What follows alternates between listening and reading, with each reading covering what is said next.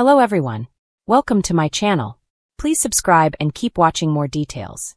Emmerdale reveals new John Sugden update as Cain hits rock bottom. Emmerdale's Cain Dingle hits the self-destruct button next week after his search for John Sugden is unsuccessful. Cain has recently been on a trip to France in the hope of finding John and avenging the death of his son Nate Robinson, but he fails to locate the missing killer.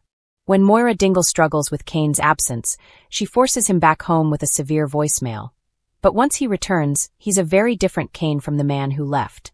Cain finally comes back from his wild goose chase in France, but he's an absolute mess, our Emmerdale source warns. He didn't find John, so he feels as though he's failed his son Nate and hasn't got justice for him. This feeling of fatherly shame fuels his self-destructive grief, and Cain turns to booze for comfort.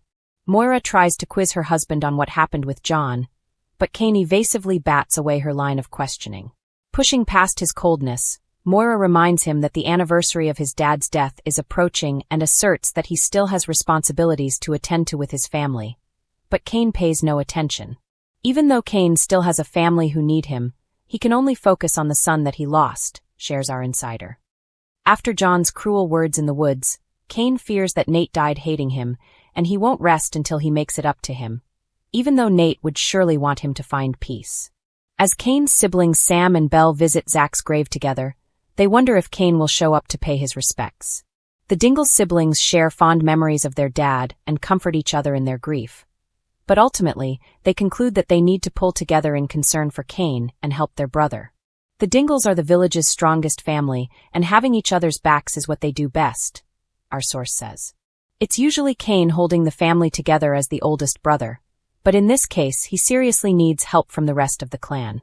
His vendetta to avenge Nate won't help him in the way that he thinks. He needs to move forward with his surviving loved ones.